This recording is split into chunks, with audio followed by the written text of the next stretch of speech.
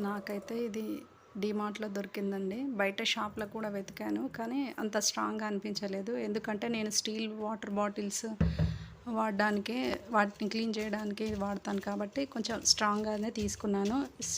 Plastic bottles కూడా clean చేయొచ్చు. కానీ ప్లాస్టిక్‌ని అయితే దాదాపు నేను అవాయిడే చేయమని చెప్తాను.